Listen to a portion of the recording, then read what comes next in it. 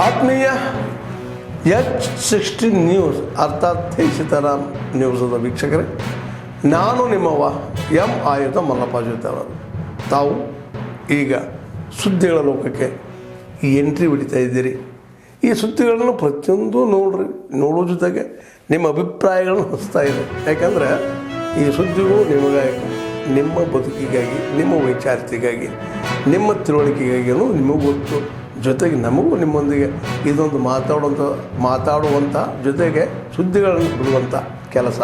ಈ ಕೆಲಸದಲ್ಲಿ ನಾವು ನಿಮ್ಮೊಂದಿಗೆ ಇದ್ದೀವಿ ಅಂತ ಹೇಳ್ತಾ ನೋಡ್ತಾ ಇರಿ ಸುದ್ದಿಗಳನ್ನು. ಅಲ್ಲಿ 18ನೇ ವಯಸ್ಸಿಂದ ಹಿಡಿದು 60ನೇ ವಯಸ್ಸಿನವ್ರಿಗೆ ಎಲ್ಲರೂ ಬರ್ತಿದ್ದಾರೆ. ಅದನ್ನು ಮೀರಿ 60 ವಯಸ್ಸು ಮೀರಿ ಯಾರು ಕೆಲಸ ಮಾಡೋದಕ್ಕೆ ಇಂಟ್ರೆಸ್ಟ್ ಇದ್ದಾರೋ ಅವರು ಬರ್ತಿದ್ದಾರೆ, ಅವ್ರಿಗೂ ಕೆಲಸ ಕೊಡ್ತಾರೆ. ಈಗ ಏನಾಗಿದೆ ಅಂದರೆ ಬೇರೆ ಕಡೆ ಅಂದರೆ ಖುಷಿ ಕೆಲಸ ಮಾಡಬೇಕಾದ್ರೆ ಗಂಡಿಗೆ ಒಂದು ಅಮೌಂಟ್ ಇರುತ್ತೆ, ಹೆಣ್ಣಿಗೆ ಒಂದು ಅಮೌಂಟ್ ಇರುತ್ತೆ.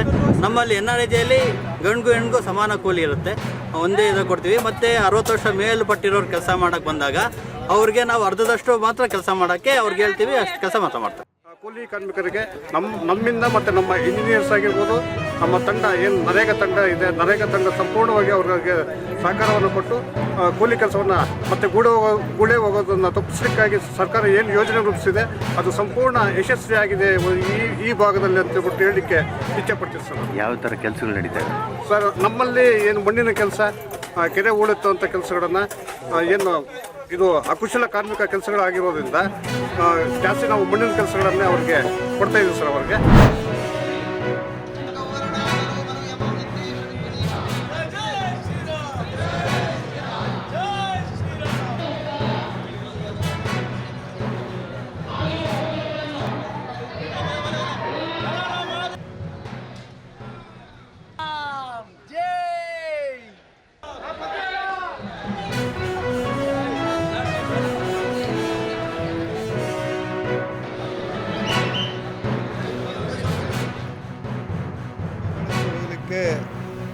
ಭಾರತ ಸರ್ಕಾರದ ಕೇಂದ್ರ ರೈಲ್ವೆ ಸಚಿವರಾಗಿರುವಂಥ ಅಶ್ವಿನಿ ವೈಷ್ಣವರವರು ಮತ್ತು ರಾಜ್ಯ ಸಚಿವರಾದಂಥ ಸೋಮಣ್ಣವರ ಶಿಫಾರಸಿನ ಮೇರೆಗೆ ಇವತ್ತು ಇಂದ್ರಾಳಿಯ ರೈಲ್ವೆ ನಿಲ್ದಾಣದಲ್ಲಿ ಕುಂಭಮೇಳಕ್ಕೋಸ್ಕರ ಒಂದು ವಿಶೇಷವಾದ ರೈಲು ಹೊರಡ್ತಾ ಇದೆ.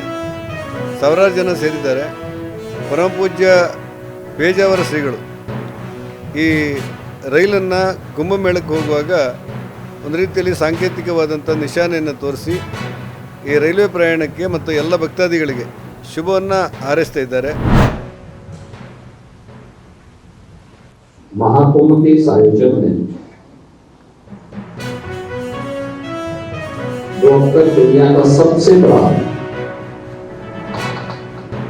आध्यात्मिक और सांस्कृतिक आयोजन बन चुका है.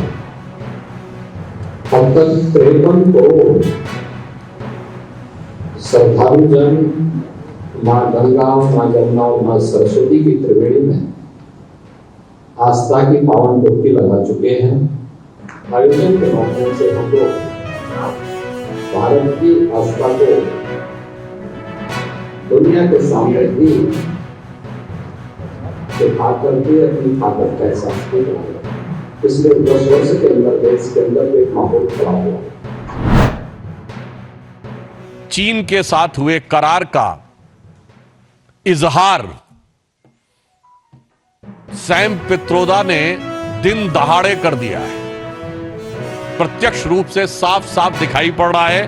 और ऑन द लाइटर नोट मैं कहना चाहूंगा, हिंदी में कहावत होती है, गुरु गुड़ रह गए और चेला शक्कर हो गए.